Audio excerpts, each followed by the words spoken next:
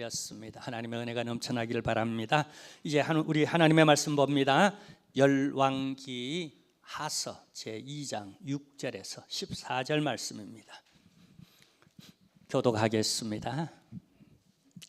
2장 6절. 엘리야가 또 엘리사에게 이르되 청하건대 너는 여기 머물라 여호와께서 나를 요단으로 보내시느니라 하니 그가 이르되 여호와께서 살아계심과 당신의 영혼이 살아있음을 두고 맹세하노니 내가 당신을 떠나지 아니하겠나이다 하는지라. 이에 두 사람이 가니라.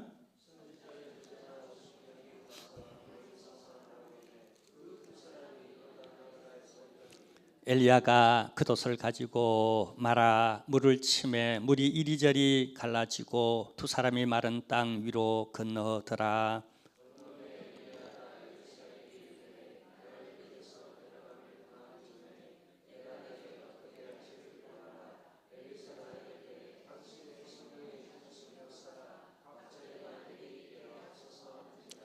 이르되 내가 어려운 일을 구하는도다. 그러나 나를 내게서 데려가시는 것을 내가 보면 그 일이 내게 이루어지려니와 그렇지 아니하면 이루어지지 아니하리라 하고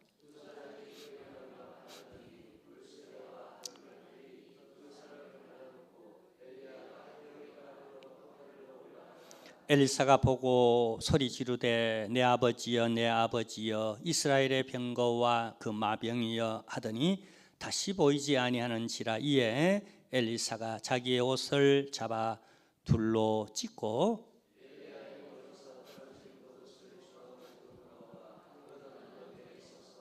엘리야의 몸에서 떨어진 그의 겉옷을 가지고 물을 치며 이르되 엘리야의 하나님 여호와는 어디 계시나이까 하고 그도 물을 치매 물이 이리저리 갈라지고 엘리사가 건너니라.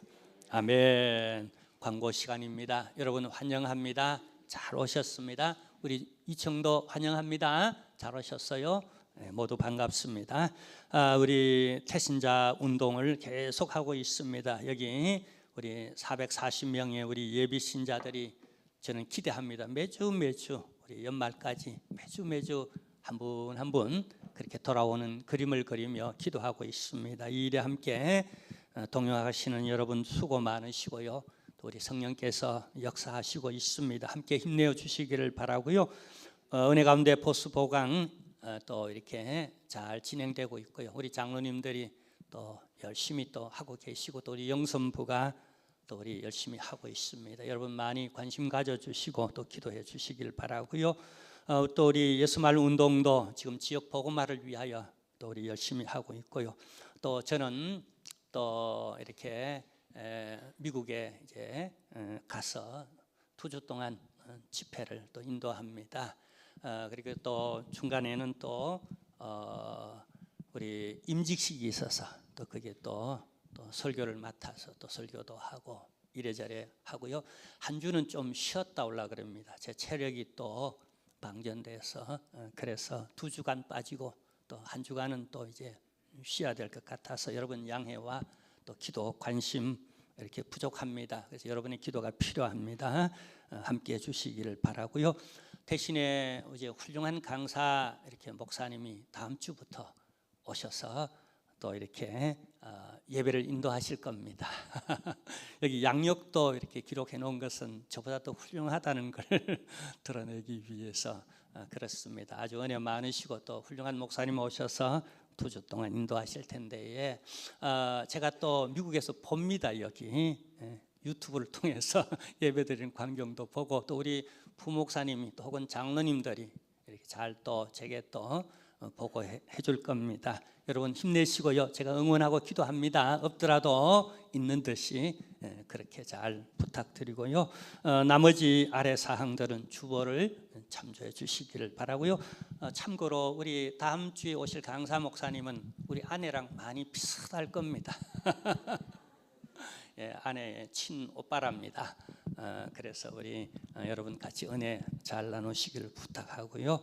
우리 강사 대접도 잘 해주시기를 부탁합니다. 자, 이제 성도의 교제를 나누는 시간입니다. 잠깐 우리 서로 우리 앞뒤로 양옆으로 은혜만 받으세요 하고 서로 격려하십시다. 은혜 많이 받으세요. 물과 풀은 서로 대조적인 그런 존재입니다. 그러나 이 자연계에 있어서 물 없으면 안 되죠. 우리가 달에 여러 번 갑니다마는 인간이 물 없기 때문에, 그죠? 그리고 불도 없어서 차갑기 때문에 거기 인간이 거주할 수 없다고 합니다. 그러니 지구에는 물로 되어져 있죠. 또 태양열을 비롯해서 따뜻한 온도가 또 있어서 우리가 이렇게 살아갑니다. 그러나 물과 불은 서로 아주 대조적입니다. 물은 불을 만나면 불을 진화시킵니다. 끕니다. 반면에 또 불은 물을 만나면 이게 또 소멸시키고 어떻게 해요? 또 증기화 이렇게 시킵니다. 그러나 이 두 존재는 적당한 선에서 조화를 이루며 이렇게 상존함으로 말미암아 우리 인간이 때로는 따뜻하게 또 때로는 물을 마셔가면서 물로 씻기도 하고 밥을 지어 먹기도 하고 또 이렇게 살아갑니다. 요즘 계속해서 우리는 성경에 나오는 인물을 가지고 함께 같이 매주일마다 이제 이번 주가 15번째 인물인 오늘은 엘리사를 통하여서 하나님이 주시는 은혜를 서로 나누고자 하는데요. 우리 지난주에 봤던 이제 제 설교 제목이 엘리사였죠. 그 앞에 제가 항상 어떤 고유 명사처럼 형용사를 붙입니다. 어떤 사람이었죠? 불의 종 엘리야 이렇게 붙였습니다. 반면에 오늘 제가 제목을 물의 종 엘리사라고 이렇게 붙였습니다. 이유가 있습니다. 먼저 엘리야는 불과 함께 사역을 시작하고 특히 그 절정이었던 것은 갈멜산 엘리야의 제단에 하나님 불 내려주세요. 불 내려주세요. 그래서 우리가 알다시피 불이 내려졌습니다. 여호와의 불이. 그리고 마지막 최후 순간에도 보면은요 하늘에서 불말과 불병가가 오늘 본문에 보면 나옵니다만은 내려와서 그냥 엘리야가 성천을 해요. 이 마지막까지 불의 종이라는 걸 이렇게 보여줍니다.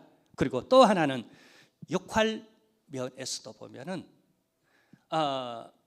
엘리야는 보다 거국적인, 그러니까 당시 역사상 이스라엘 역사상 가장 악한 왕이었던 아합 왕과 맞짱 뜨면서 사회 악을 일소시키는 이런 불같은 능력, 그래서 그의 메시지는 아주 담대하고 아주 불을 토해내는 듯한, 그래서 우리가 능력의 종 혹은 불의 종 그러면은 금방 엘리야가 떠오를 정도로 그런 사역적 측면에서도 불과 같았고, 반면에 엘리사는 오늘 보겠지만은 물처럼 백성들 쪽으로 이렇게 소리 소문 없이 스며들어가서 하나님이 백성들을 자상하게 보듬고 치유하고 회복시키는 이런 사역 면에서 꼭 물 같다, 이런 모습이 보여집니다. 그리고 또 하나는 성격 면에서 엘리야는 대담하고 불같은 성격으로서 불의를 보면은 그냥 참아내질 못하는 이런 성격을 가졌어요. 그러나 반면에 엘리사는 부드럽고 온유한 메시지, 그리고 백성들 곁에 다가가는, 그래서 우리가 지난주에 봤습니다마는 엘리야는 외로웠어요. 나는 열심히 하는 일 하는데, 이렇게 능력 있는 주의 일을 불같이 하는데 왜 내 주변에는 사람이 없지? 그래서 하나님 앞에 이런 호소를 하죠. 하나님이여, 내 열심이 특심입니다. 유별하옵니다. 근데 저들이 뭡니까? 나만 남았습니다라고, 나밖에 없습니다라고. 근데 그 나름대로 하나님은 그 성격, 그 능력대로 아합 왕과 맞짱 뜨면서 온 거국적으로 여호와 하나님이 참신이고 우리는 하나님만 믿어야 된다는 걸 선포하는 이런 종으로서 하나님 앞에 아름답게 사용되어지고, 근데 이 엘리사는 조용히 백성들에게 스며들어가서 그들을 보듬는 모습으로 하나님께서 자기 백성을 끌어안는, 치유하시는, 회복시키는 이런 하나님의 힘을 드러내는 것 있죠. 그러니까 우리는 우리 공동체 안에서 혹은 내가 불같은 강직한 성격을 가졌던지 간에, 혹은 저 사람은 물같이 왜 저래, 맺고 끊는 것도 없이 왜 그래, 근데 가만 보면 또 그 장점이 있어요. 중요한 것은 내가 어떤 성격을 가졌느냐가 중요한 게 아니라 내가 어떤 믿음을 가지는가, 하나님을 얼마만큼 신뢰하고 그분과의 관계를 가지며 이 시대에 내게 주신 은사를 따라, 달란트를 따라 내가 최선을 다하여 하나님을 위하여, 하나님은 나라를 확장하고자 하시면은 쓰시는 분은 하나님이세요. 그분이 그 성격대로 그 환경 따라서 내가 최선을 다하여 믿음으로 살려고 몸부림치면은 지나놓고 보니까 하나님의 은혜였고 하나님이 그렇게 사용하셨어요.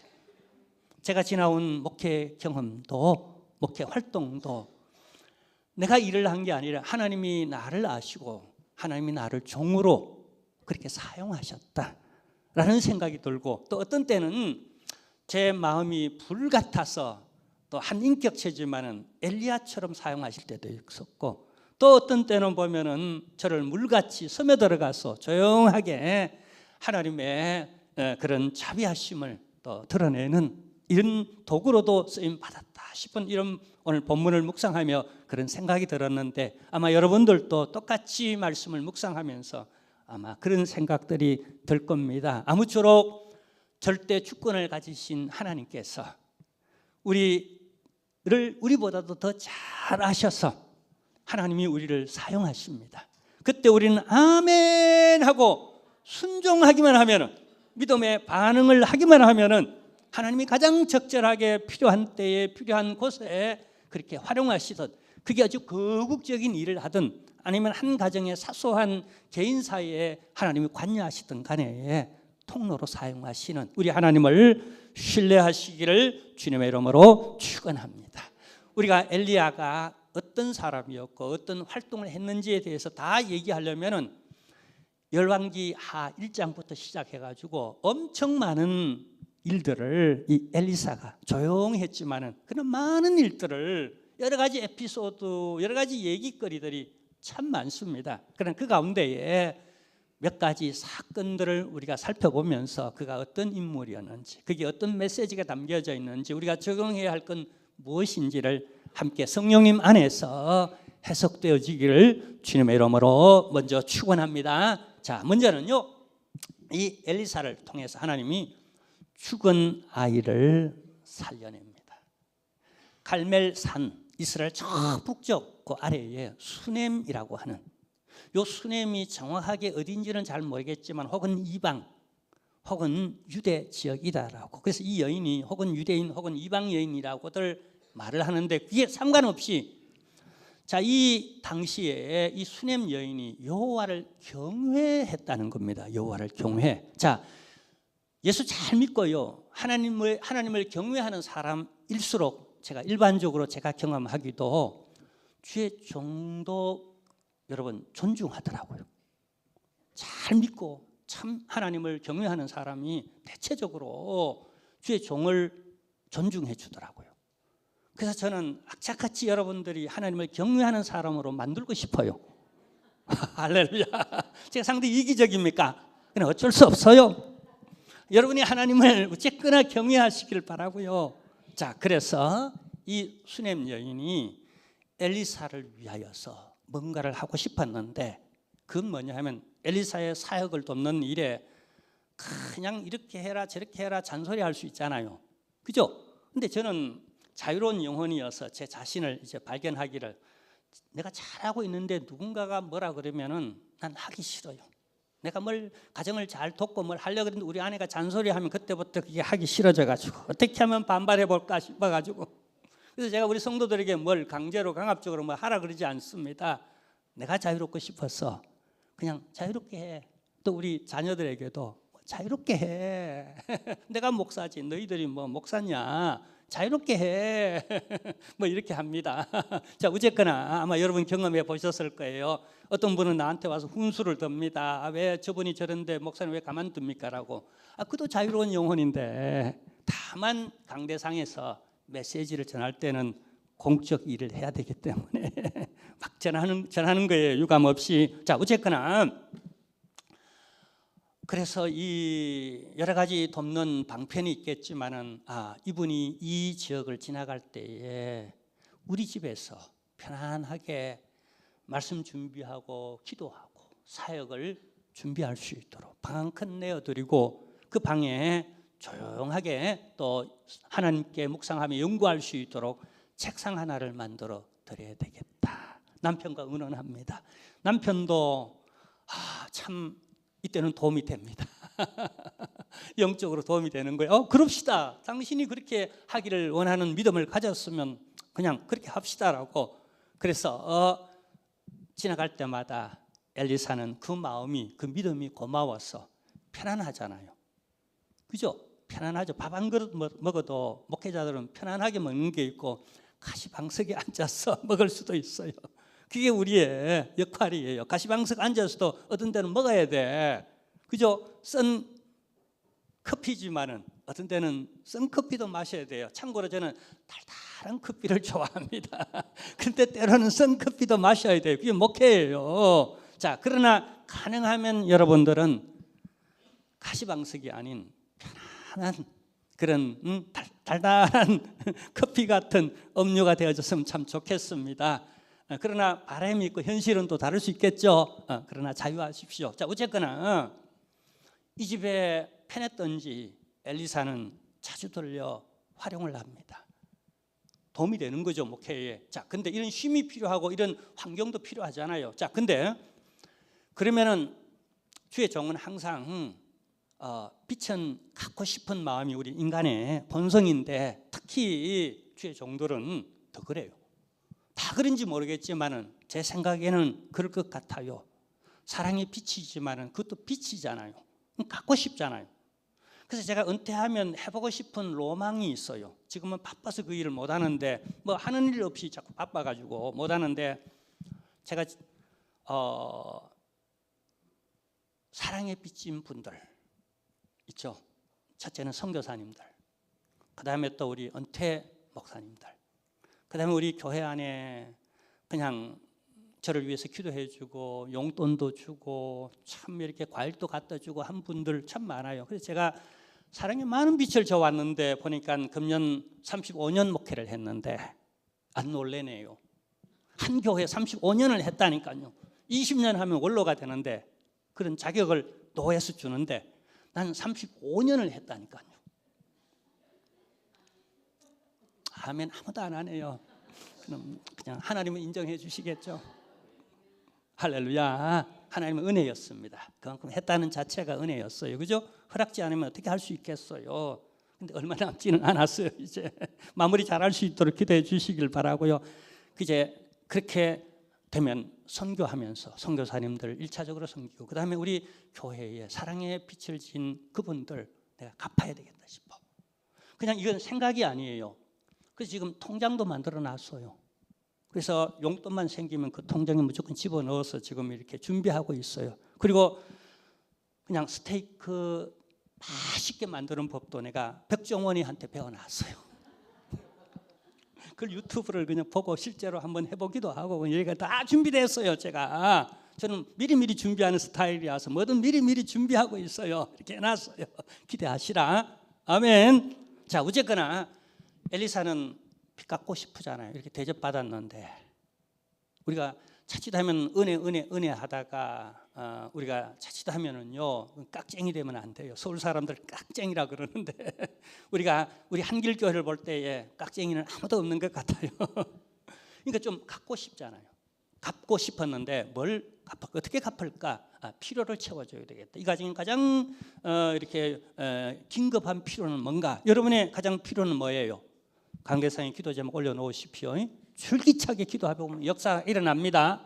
우리 빚진 분들에게 사실은 스테이크 구워주기보다는 제가 기도를 하는 게 빛을 갚는 거다 이렇게 생각하는데 어쨌건 기도 제목도 올려놓으세요.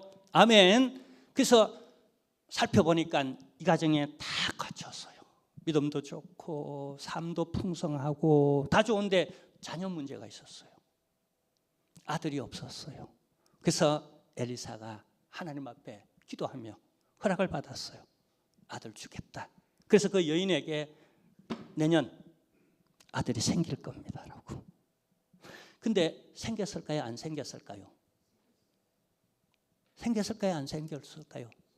뭐 남의 집의 일이라고 상관없나요? 이게 내 집의 일이라고 생각해 보세요. 오늘 이 말씀이 여러분에게 임하여서 여러분 자녀들에게 하나님의 은혜와 평강과 축복이 가득하기를 축원합니다. 아들이 생겼다니까요. 할렐루야 아니겠습니까? 그러니까 하나님이 얼마나 더 경외스럽겠어요. 그리고 이 기도해주고 이렇게 내가 한 건 조금인데 받은 건 너무 큰 것 같아서 얼마나 더 잘했겠어요. 근데 이 아이가 잘 자라나다가 어느 날 아이고 머리야 그러더니 호흡이 끊어져 버렸네. 죽어버렸네요. 어째서까? 어떻게 했으면 좋겠어요?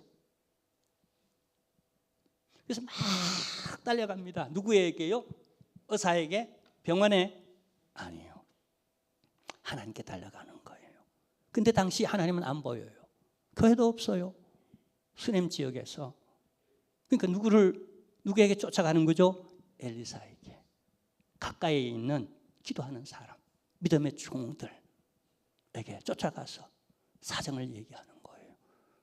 그러니까 엘리사가, 여러분 엘리사도 인간이지 않습니까? 그리고 하나님이 그렇게 섭리하잖아요. 그렇게 대접받게 하신 하나님의 뜻이 있었어요. 단순히 물질이 오고 가는 기브 앤 테이크의 이런 어떤 것들이 아니라 하나님이 하나님을 경외하는 가정에 하나님이 특별한 선물을 주고 그 가정의 문제를 해결해 주고 싶었던 거죠. 근데 그것을 하나님이 직접 하실 수도 있지만 주의 종을 통하여서 하나님이 이렇게 질서의 하나님이시고 또 그런 원리를 하나님께서 우리는 다는 이해하지 못하지만 이런 원리를 하나님이 작정하고 계시는 듯해요. 성경을 보면 신구약 성경 전체 수천 년 인류 역사를 보면 하나님이 그렇게 일하세요.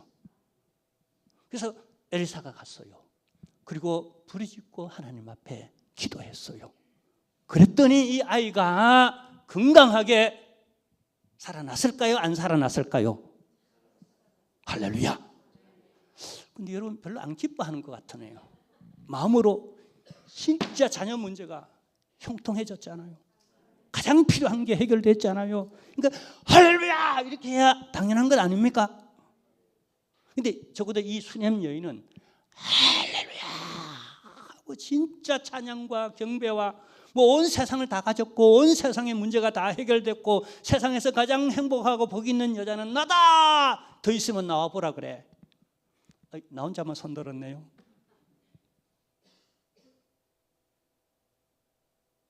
여기서 두 가지 메시지가 있어요. 하나는 포기하지 말아라. 어떤 어려운 일을 우리가 살다 보면은 당할 수 있지만은 절대로 포기하지 말아라. 왜요? 한번 따라할까요?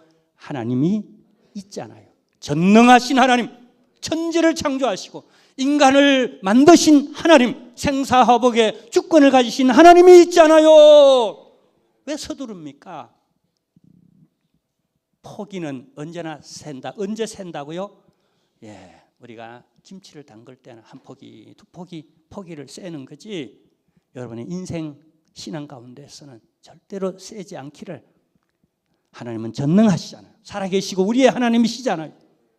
또 하나의 메시지는 기도하랍니다. 주변에 기도 요청을 하고 하나님께 같이 합심하여 주여 불쌍히 여겨주세요. 하나님이 불쌍히 여기면요, 이건 조건도 뭐 여러 가지 어떤 공로도 자격도 없습니다. 그냥 불쌍히 여기면 그건 끝이에요. 내가 죄인입니다. 내가 평소에 부족했습니다. 그냥 봉사할 때도 미꾸라지 빠지듯이 다 내가 빠지고 원망하고 불평하고 이랬던 인간이지만 그래도 이 시간 이 문제를 놓고 하나님 앞에 내가 자비를 구합니다. 제발 나를 긍휼히 여겨주세요. 하나님이 긍휼히 여겨주시는데 뭐 누가 말려요? 해결됐어요. 믿음으로 기도하십시다. 절망하는 순간에, 포기하는 순간에 간절하게 간구하는 기도는 아직 안 해보셨잖아요. 끝까지 붙잡는 기도는 안 해보셨잖아요. 그리고 나서 나타나는 결과가 있거든. 그건 하나님의 뜻으로 우리 받아들이는 그뿐이지. 기도해야 할 줄로 믿습니다. 자, 그 다음에요. 여기 우리 두 번째 사건은요. 열왕기하 7장에 나오는 사건인데요. 당시 아랍 나라, 오늘날로 말하면 시리아입니다. 시리아가 당시 팔레스틴에서 가장 강한 패권을 가진 나라였어요. 근데 이 나라가 북이스라엘, 당시 수도였던 사마리아 성에 와서 에워싸버렸어요. 성경에는 오랫동안 에워쌌다라는 말이 나오고 신학자들은 앞뒤로 다 역사를 계산해서 3년 동안 에워쌌다라고 그렇게 해석을 합니다. 자, 어쨌거나 여러분 생각해 보세요. 우리나라는 실제적으로 이렇게 삼면이 바다이잖아요. 그리고 위는요 싹둑 북한이 잘라 먹어서 이렇게 막혀 있죠. 그러니까 섬나라예요. 실제적으로는 반도인데 그러나 현실적으로는 섬나라예요. 그러니까 바다가 둘러싸이면은 수출해 먹고 살아야 되는데 해외로부터 오는 우리 여러 가지 우리 의존하는 여러 가지 그 필수 그 여러 가지 상품들이 있잖아요. 물품들이 있잖아요. 근데 뺑 둘러 3년여 동안에 에워쌌다고 생각해 보세요. 물이 제대로 공급됩니까? 쌀이, 과일이, 뭐 필수품들이 이게 제대로 공급이 안 되니까 심지어 어떤 현상이 일어나는가? 애기 엄마들이 자기 애기를 차마 쌀만 먹지 못해서 서로 주고 바꿔가면서 나머지 가족들을 살기 위하여서 궁여지책으로 그렇게 하는 현상마저 일어나는, 그러니까 이 사회 기아에 허덕이면서 전 국민이 다 굶어 죽을 상태로 놓여진 이런 아픔, 얼마나 큰 일이에요. 여러분 꿈쩍도 안 하시네. 표정도 안 변하시네요. 이런 일이 우리 가정에 일어난다고 생각해봐요. 우리나라에 이런 일이 일어난다고 생각해봐요. 북한이 있잖아요. 중국이 있고 러시아가 있고요. 일본이 크게 우리에게 도움이 된다고 생각하십니까? 어쩔지는 몰라요. 하여튼 우방국이고 미국도 우방국이지만 좀 도움이 됐으면 좋겠습니다. 그러나 이스라엘에 이런 현상이 역사적으로 일어났다니까요. 우리나라 역사에도 실제로 우리가 어려울 때 그 어려움을 약점으로 해서 일본이든 러시아든 미국이든 중국이든 그냥 이용하려고 그랬지 실제 우리 큰 도움이 안 되었어요. 그래서 우리 안에서 그러나 주변을 바라보지 마시고 하늘이 열려 있잖아요. 고개를 들면 언제나 거기 하늘이 있잖아요. 거기 누가 계시죠? 하나님이 계시잖아요. 이런 절대절명의 순간에 하나님을 향하여 고개를 든 분이 있어요. 누구죠? 엘리사였다는 거예요. 하나님 왜 이렇게 엘리사에게 먼저 이런 말씀을 줄까요? 그는 기도의 사람이기에, 하나님께 순종하는 하나님의 종이기에 여러분 하나님과 이런 관계를 가지시길 바랍니다. 아멘. 그래서 사마리아 성에 가서 선포합니다. 내일 이맘때쯤 밀가루 값이 지금은 천정부지인데 뭐 금덩어리를 가지고도 살 수 없는 그런 사정이 나라 안에 펼쳐지지만 이제 내일만 되면 똥값이 된다. 한번 성경을 볼까요? 선언을 합니다. 자, 한번 보십시다. 열왕기하 7장에 나오는데 1절 우리 함께 읽겠습니다. 내일 이맘때에 우리 방송실, 자, 우리 같이 성경 가지신 분 같이 읽어봐요. 내일 이맘때에 사마리아 성문에서 고운 밀가루 한 쌀을 한 세겔로 매매하고 보리 두 쌀을 한 세겔로 매매하리라 하셨느니라 하고 말씀을 전합니다. 근데 그 다음 날 진짜 이렇게 됐을까요? 안 되었을까요? 하나님이 이렇게 말씀했으니까 되는 거예요? 안 되는 거예요? 되는 거예요. 됐어요. 그래서 다 살아나게 되었어요. 자, 근데 여기 한 에피소드가 있어요. 그때 이 말을 들은 한 장관이 있었어요. 이 장관이 아니 하나님이 하늘에서 막 밀가루를 눈처럼 그냥 이렇게 그냥 준다 손 치더라도 오늘 이렇게 금값인데 밀가루가 어떻게 이게 흙값, 똥값이 될 수 있어? 난 그거 못 믿겠어. 이런 뉘앙스로 대답을 한 거예요. 그러자 엘리사가 이 장관에게 하여튼 은혜로 말하고 믿음으로 말해야 되는데 왜 주의 종이 믿음으로 하나님께 받아서 하는 말씀에 토를 다는지 모르겠어요. 근데 이 장관이 아니 어떻게 그런 일이 일어나겠나 난 못 믿겠어 합니다. 그러자 이 엘리사가 이 장관에게 다른 국민들 사람들은 다 배불리 먹고 은혜를 받아도 당신 거기에 참여하지 못합니다라고, 당신은 그 은혜의 대상이 되지 못하겠습니다라고 예언을 했어요. 근데 다음 날 하나님께서 밤에, 역사는 밤에 일어난다고, 밤에 하나님께서 역사하셔서 십수만의 시리아 군대를 쫓아내버렸어요. 하나님이 화들짝 놀라게 해가지고 뭐 손가락 하나 안 쓰시고 그냥 어떻게 역사했는지, 말씀 한마디로 역사했는지 이네들이 지네들끼리 놀래 자빠져가지고 큰일 났다 하고 그냥 응격결에 자다고 일어나 모든 쌓아놓은 곡식들 그대로 남겨놓고 몸 하나 겨우 빠져 혼비백산 다 도망가 버렸어요.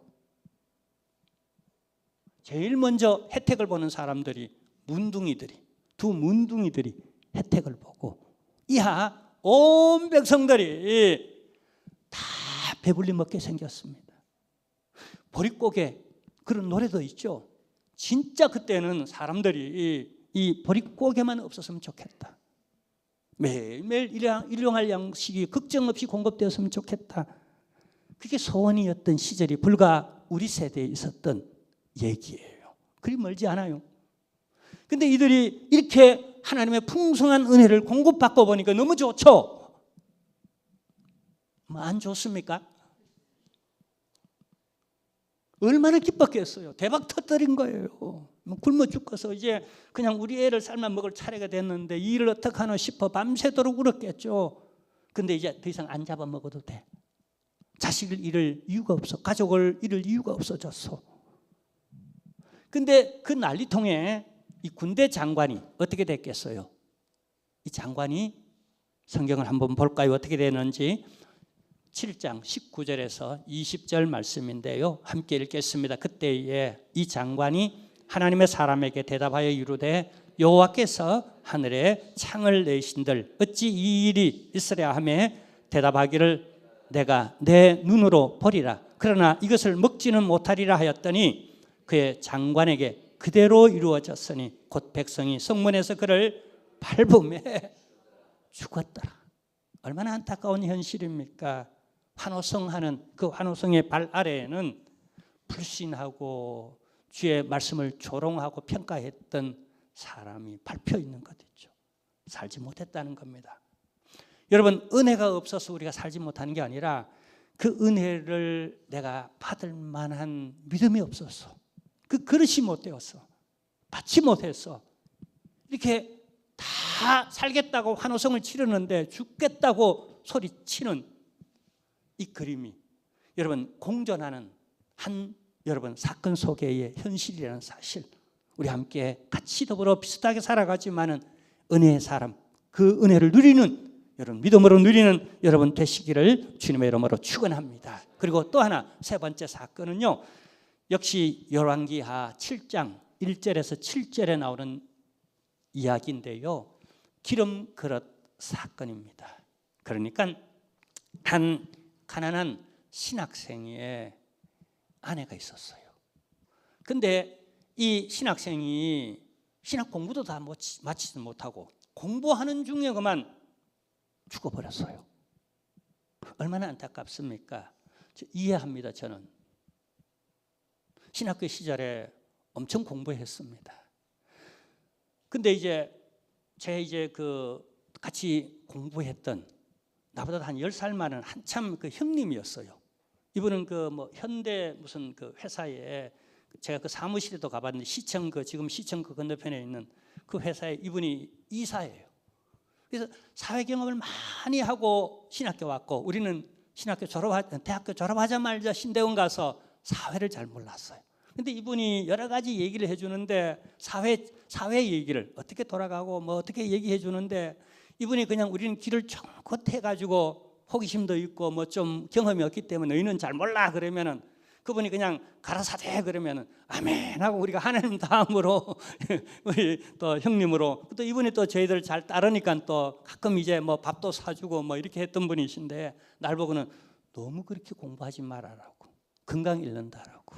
그때 그렇게 어찌 그렇게 영어, 헬라어, 라틴어, 히브리어 하면서 신학 레포트도 그렇게 많고 그냥 얼마나 많은지. 근데 그게 그렇게 또 재미있더라고요, 공부하면서. 그래서 이런 생각이 들더라고요. 너 그러다 죽는다라는 그 친구의, 그 형님의 얘기를 듣고 제가 나는 이렇게 공부하다가 죽어도 여한이 없겠다라고.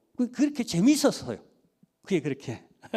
근데 어쩌면 이 신학생도 나름 뭔가 열심히 최선을 다하여 공부하다가 죽은 거예요. 어쩌면 이 자체도, 저는 그때 이렇게 해도 이 자체도 순교다라는 이런 생각이 들더라고요. 목회도 그러고 설교도 그러고 이것 하다가 내가 죽는다 손 치더라도 그게 순교 아니겠냐? 그러면 그런 상급이 있지 않겠냐? 여하튼 어쨌든 이 신학생이 어쨌든 이렇게 죽었어요. 우리가 불행하게만 볼 수 없는 건, 어쩌면 이 신학생은 행복했을는지도 모르고 순교자일지도 모른다는 얘기예요, 하나님의 관점에서 볼 때. 자, 근데 문제는 남겨진 가족들입니다. 그래서 저는 악착같이 살려고 합니다. 성도들이 있잖아요, 할 일이 있잖아요. 그래서 할 일 다 할 때까지 하나님 살려주세요. 근데 여러분, 없이 신학 공부하는데도 여러 가지 가족들은 생활을 해야 되지 않습니까? 이 생활비가 필요하겠죠. 이게 빌려서 했던 모양이에요. 그러니까 빚을 잔뜩 지고 죽었어요. 근데 고대 사회에서 빚 지면은, 못 갚으면은 몸으로 떼와야 돼요. 무슨 얘기인가 하면 종으로 팔려가야 됩니다. 근데 이 가정에 이런 형편에 놓이게 되어졌어요. 그러니까 아내가 울며 하나님께 기도했죠. 근데 하나님이 응답하는데 어떻게 응답하죠? 엘리사를 보냅니다. 엘리사에게 이 소식이 들렸죠. 이 아내가 사정이 이렇습니다. 어떻게 했으면 좋겠습니까? 그러니까 또 하나님은 이 엘리사를 통하여 주로 하는 사역들이 이런 물처럼 스며들어가서 자기 백성을 보듬고 회복시키고 그 기도 소리, 신음하는 소리를 응답해 주시는 하나님이신 거예요. 또 엘리사를 보낸 거예요. 그래서 엘리사가 가서 야, 온 동네 방네 다니면서 그릇 준비해라. 그릇을 준비해 왔어요. 그리고는 네가 그 기름, 오일 기름을 좀 부어라. 자칫 여러분 생각하기를 벌써 부어라, 마셔라 이런 데로 가지 마시고요. 하여튼 기름병 부었어요.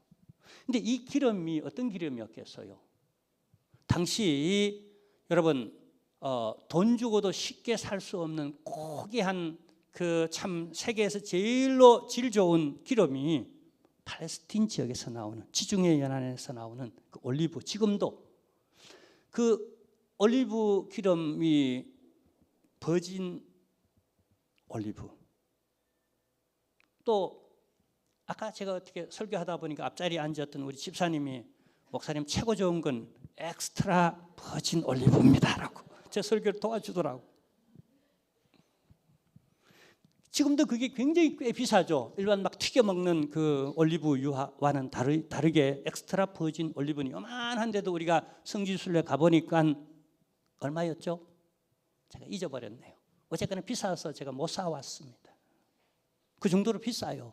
요만한데 어디 가니까 요만한 그릇에 담겨져 있는데, 근데 당시 주의 종들이 그걸 가지고 왕을 세울 때 그 기름으로 바르고, 제사장 세울 때 그 기름으로 바르고, 선지자 세울 때도 그 기름으로 바르고, 그 다음에 특별히 치유할 때, 회복시킬 때 그 기름을 바르고 기도하고. 그러니까 아주 귀한 기름이죠. 이걸 잔뜩 채워주면은 이걸 팔아가지고 더 이상 포로가 되지 않고 배 굶지 않고 먹고 살만한 거예요. 하나님이 이걸 엘리사를 통해 이 가정에 은혜 베풀려고 준비하셨어요. 그래서 그릇 준비하라고 하는 거예요. 그래서 갖다 이 과부가 부으니까, 신학생에 가난한 아내가 갖다 부으니까 기름이 콸콸콸콸콸 나오네요. 우리나라에 이런 기름이 좀 콸콸콸 나왔으면 좋겠어요. 저도 엑스트라 버전 그거 좀 먹어봤으면 좋겠어요. 이 가난한 과부가 그걸 먹게 생겼어요. 이 집은 그동안은 이제 업수이, 네가 업수이 산다, 아무리 주의 종이라도 요즘 좀 이렇게 깔끔하게 입고 이렇게 다니고 살아야지. 그냥 허접하면 허접하게 본다니까요. 세상은 디자인 시대라서 이 디자인이 이렇게 패션적으로 보여져야 그냥 존중하지. 그냥 허름하게 내가 만날 잠바를 입고 그냥 또 그다음 작업복 입고 그냥 아래 위로 그냥 쫓아다니니까 그냥 어떤 사람이 와서 사찰입니까? 라고. 우리 교회는 사찰이 없습니다. 사찰은 제가 맞으면 대신 제가 사찰인 건 맞습니다. 라고. 사찰이 없으니 사찰 노릇 해야죠. 자, 근데요, 보이는 게 다가 아니라는 것. 엘리사가 찾아가서 그냥 갖다 부으라고 하니까 그 고귀한 그 내용이, 그 하드웨어는 보잘것 없었어요. 가난한 과부의 집이니까 그야말로 초가상간이 쓰러질 듯한 가정 아니겠어요. 뭔가 떼국이 그냥 입혀져가 종으로 팔려갈 상황인데 뭔가 번들어게 할 만한 게 그냥 아무것도 없지 않습니까? 근데 그 내용에서 기름 부으니까 엑스트라 퍼진 올리브가 콸콸 쏟아져 나오는데, 야, 그다음 그릇, 야, 그다음 그릇, 또 그릇 가져와, 또 그릇 가져와, 또 그릇 가져와. 그릇 가져오던 아들이, 어머니 더 이상 그릇이 없습니다. 그랬더니 어떻게 됐을까요? 자, 한번 보십시다. 여기 4장 6절입니다. 4장 6절 말씀 함께 보겠습니다. 그릇에 다 찬지라 여인이 아들에게 이르되 또 그릇을 내게로 가져오라 하니 아들이 이르되 다른 그릇이 없나이다 하니 기름이 곧 그쳤더라. 언제 그쳤다고요? 더 이상 그릇이 없다고, 준비된 그릇이 없다고 하니까 그 기름도 딱 그쳤다는 거예요. 자, 여기서 우리는 두 가지 이 메시지를 받습니다. 하나님은 우리의 일용할 양식을 책임져 주시는, 우리가 먹고 살도록 하나님의 백성들이 종으로 팔려가 물질 때문에 크게 어려움을 겪지 않도록 하나님이 자기 백성, 특히 주의 종의 가정을 책임지신다라고 하는 이런 메시지를 받습니다. 그리고 또 하나는 믿음의 그릇에 대한 메시지를 받습니다. 기왕이면은 그냥 그릇 준비한 만큼 막 그냥 엑스트라 버진이 그냥 콸콸 넘치도록 그냥 부어지는데 더 많은 그릇, 더 큰 그릇을 준비했더라면은 아마 준비된 만큼 끝까지 내렸으리라. 그래서 어떻게 축복의 통로가 되었어. 우리 주변에 그야말로 저기 우리 경주의 최보자나 청송 신부자처럼 이 건동의 70리, 100리 이 지역에 굶어 죽는 사람은 한 사람도 없도록 하라. 우리 성도님들의 기업이 그렇게 됐으면 좋겠어요. 우리 성도님들의 그 축복의 통로로서 좀 더 입을 넓게 열고 그냥 일당 만으로 그냥 만 사람 먹여 살릴 수 있는 하나님 그런 지혜를 주시고 그런 역량을 주시고 그런 통로로 쓰임받게 하시는 이런 놀라운 역사가 여러분과 여러분 가정에 넘쳐나기를 주님의 이름으로 축원합니다. 할렐루야, 아멘. 그래서 우리가 믿음의 그릇을 키우자는 거예요. 하나님의 은혜는 언제나 모자람이 없습니다. 왜 그러냐면 하나님 존재 자체가 한량없으신, 은혜가 풍성하신 분이시기 때문에 그렇습니다. 근데 아무리 줘도 내가 받을 그릇이 종재기만 하면은 조그마한 한 컵 받아가지고 겨우겨우 그냥 일주일 동안 살다가 다 지치고 피곤하다가 쓰러져서 또 와서 또 종재기처럼 받아가는 게 아니라 하여튼 바가지로 양동이로 가득 넘치도록 흘러 넘치도록 받으셔서 나눠주시는, 흘러 넘쳐나는 이 성전에서 문지방을 넘어서 성령의 놀라운 은혜가 저기 지역사회로, 그리고 예루살렘 온 유다와 사마리아와 땅끝까지 이르러, 여기 사마리아 성이 나오잖아요. 사마리아 땅끝까지 이르러 할렐루야 복음의 통로가 되어주시는 이런 은혜만 있기를 바랍니다. 할렐루야. 그 다음에 마지막으로 여기 부정적인 일 하나가 있습니다. 그러나 여기 부정적인 것만큼 깊은 여기 또 메시지가 담겨져 있어요. 열왕기하 2장 23절에서 24절 내용입니다. 한번 보겠습니다. 잠깐 빨리 읽겠습니다. 엘리사가 거기서 베델로 올라가더니 그가 길에서 올라갈 때에 작은 아이들이 성읍에서 나와 그를 어떻게 했다고요? 조롱하여 이르되 대머리여 올라가라 대머리여 올라가라 하는지라 엘리사가 뒤로 돌이켜 그들을 보고 여호와의 이름으로 저주하며 곧 수풀에서 암콤 둘이 나와서 아이들 중에 42명을 찢었더라. 참 불행한 사건이 일어났어요. 아이들, 철 모르는 아이들이 그냥 우리 친구 목사님 별명 하나가 있는데 뭐냐 하면 엘리사예요. 무슨 말이죠? 빛날이라는 거예요. 대머리인 거예요. 자, 근데 주의 종에게 아이들이 철 모르게 대머리요 올라가라 대머리요 올라가라 이렇게 조롱했다는 거예요. 그랬더니 이 엘리사가 뒤돌아보면 저주했다는 거예요. 그랬더니 수풀에서 앙콤은 새끼를 가진 곰이라는 의미를 가지고 있어서 싸나워집니다. 평소 좀 온순하더라도 새끼를 가졌을 때는 예민해져서 누가 그 주변에 있으면 그냥 막 덤벼드는데 무려 42명의 아이들 다 곰에게 찢기고 말았어요. 얼마나 처참합니까? 이 저주스러운 얘기예요.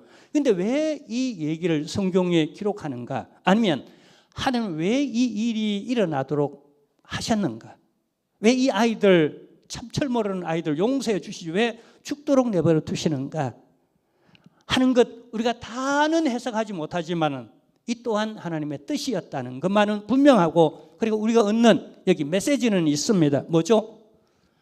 주의 종 그의 어떤 연약함을 놓고 내가 함부로 조롱하면 안 되겠구나.